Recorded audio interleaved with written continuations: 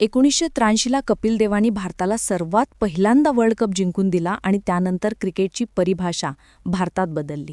त्यानंतर 2011चा तो क्षण आला ज्यावेळेला MS धोनीनं भारताच्या कॅप्टन्सीमध्ये असताना भारताला वर्ल्ड कप जिंकून दिला आणि आज तसा क्षण आला हरमनप्रीतच्या कॅप्टन्सीमध्ये भारताच्या महिलांच्या क्रिकेटमध्ये, जो पाहण्यासाठी मला असं वाटते की आपण परत एकदा भाग्यवान आहे, म्हणून आपल्याला हे देखील बघायला मिळालं. तुमच्यापैकी अनेकांनी काल मॅच बघितली असेल, कारण महिलांशी क्रिकेटची मॅच आजपर्यंत भारतात बघितली जात नव्हती किंवा अनेक लोक बघत नव्हते. अनेक लोकांनी काल मॅच बघितली. जवळजवळ 32 करोड लोक जिओ हॉटस्टारवरती मॅच बघत होते.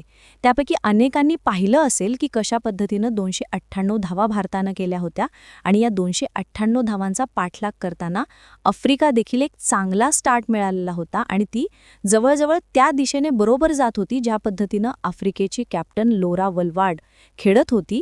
ते पाहताना असं वाटत होतं की जणू काय MS धोनीची 2011ची फायनलची बॅटिंग बघतोय, कारण ती जणू काय असा चंग बांधून आलेली मैदानात की आता आपण वर्ल्ड कप जिंकूनच जाणार आहे. त्यामुळे जोपर्यंत ती मैदानात होती त्यावेळेपर्यंत भीतीही वाटतच होती. पण त्यानंतर मॅच कशी बदलली आणि कसा गेम पालटला आणि भारताचा हा विजय आपल्या भारताच्या महिलांच्या क्रिकेटसाठी आणि एकूणच भारतातल्या स्पोर्ट्ससाठी, महिलांच्या खेळांसाठी किती महत्त्वाचा आहे या विषयावर आजच्या या व्हिडिओमध्ये बोलूया.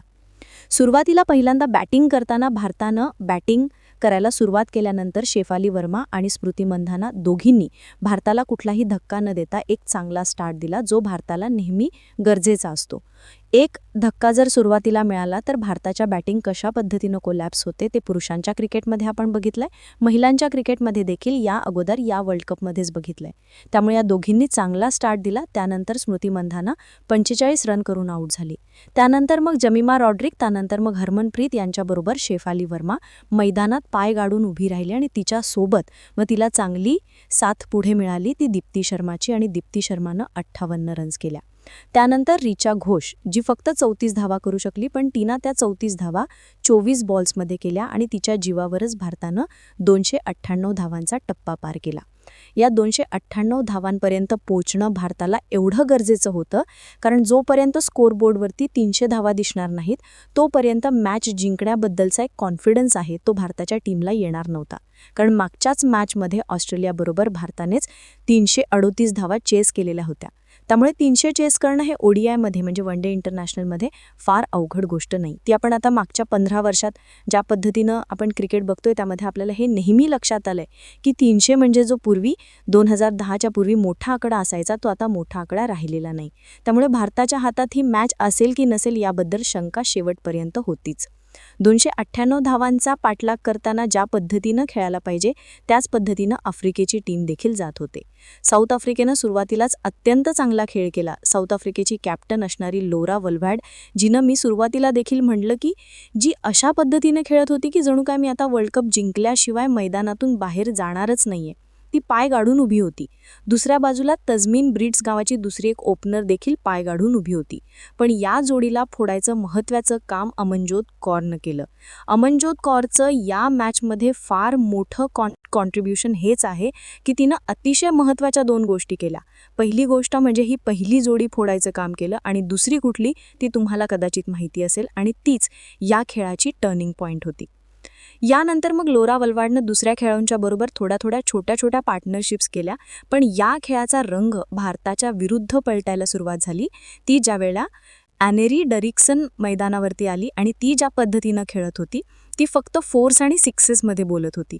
आणि ज्या पद्धतीनं तिची बॉडी लँग्वेज किंवा ज्या पद्धतीनं ती मैदानात उभी होती, ज्या पद्धतीनं ती रन चेस करत होती, रनिंग बिटवीन द विकेट्स करत होती, हे सगळं बघताना असं वाटत होतं की या दोघी जर मैदानात राहिल्या तर 5 ओव्हर शिल्लक ठेवून ह्या दोघी ही मॅच संपवतील, कारण त्या दिशेने त्यांचा खेळ चाललेला होता. आणि त्यात दुसरी एक गोष्ट झाली म्हणजे दीप्ती शर्मानं डरेक्सनचा कॅच सोडला आणि तो कॅच सोडल्यानंतर दीप्ती शर्मानं पुढच्याच ओव्हरमध्ये डरेक्सनला ज्या पद्धतीनं बोल्ड केलं, वाव, म्हणजे तिथं खरी भारताच्या बाजूला एक चांगली महत्त्वाची गोष्ट घडली, कारण ती 5वी-6वी विकेट होती मला वाटतं आणि त्याच्यानंतर मॅच पलटू शकते अशी सिच्युएशन निर्माण झाली. मॅच पलटली त्याच्या पुढच्या दीप्ती शर्माच्या ओव्हरमध्ये, ज्यावेळेला लोरा वल्वार्ड, जिनं शतक पूर्ण केलं होतं, जी 101 धावावर नॉट आऊट खेळत होती आणि जी पूर्ण मॅच घेऊन जाण्यासाठी तिथे उभी होती, तिचा कॅच अमनजोत कौरनं पकडला. ज्या पद्धतीनं अमनजोत कौरनं तो कॅच पकडला, ती फंबल झाली. 2 वेळा तिच्या हातातनं बॉल सुटला आणि तिसऱ्या वेळा तो बॉल तिनं व्यवस्थित पकडला आणि अखेर भारताच्या हे लक्षात आलं की आता वर्ल्ड कप काय भारताच्या हातातनं सुटत नाही. तो भारतासाठी अत्यंत महत्त्वाचा क्षण होता.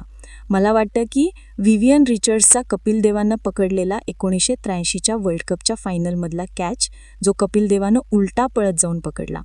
2024च्या T20 वर्ल्ड कपमधला सूर्यकुमार यादवनं घेतलेला कॅच तर आपण सगळ्यांनीच बघितला, जो सूर्यकुमार यादवनं बाउंड्री लाईनवर ते डेव्हिड मिलरचा कॅच घेतला आणि मॅच फिरली.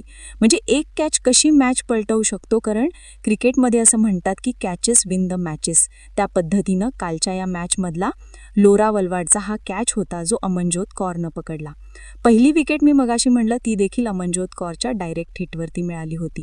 त्यामुळे या 2 महत्त्वाच्या विकेट्स, यामध्ये तिचं कॉन्ट्रीब्युशन अत्यंत महत्त्वाचं होतं.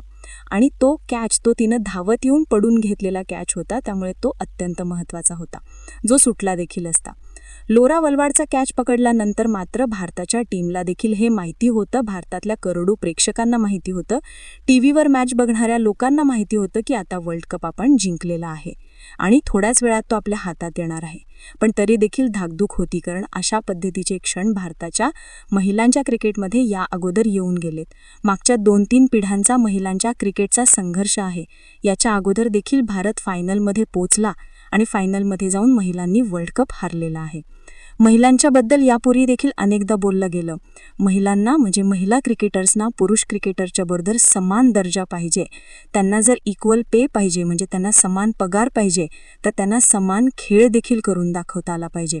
पण आता या महिलांनी जो इतिहास रचलाय, कारण 2023चा वर्ल्ड कप ODIचा भारत जिंकू शकला नव्हता, पण 2025चा ODIचा वर्ल्ड कप आता महिलांनी जिंकलाय. त्यामुळे खऱ्या अर्थानं क्रिकेटमधला जो वर्ल्ड कप, ज्याला असं म्हटलं जातं, जो सुरुवातीपासून एक महत्त्वाचा मैलाचा दगड आहे, तो महिलांनी जिंकलाय, पुरुषांनी जिंकलेला नाही. भारताची टीम सध्या वर्ल्ड चॅम्पियन नाही आहे, ऑस्ट्रेलियन टीम वर्ल्ड चॅम्पियन आहे, पण महिला मात्र आता आपण म्हणू शकतो की वर्ल्ड चॅम्पियन आहेत. हा क्षण भारताच्या क्रिकेटमध्ये एक अत्यंत महत्त्वाचा क्षण आहे. आणि 1983ला असंच काही घडल्यानंतर भारतानं एक उभारी घेतली होती. ज्या पद्धतीनं भारतानं देखील काल भारताच्या पंतप्रधानांनी सचिन तेंडुलकरांनी भारतातल्या दिग्गजांनी या टीमचं कौतुक केलंय, तसंच 1983ला देखील झालं होतं.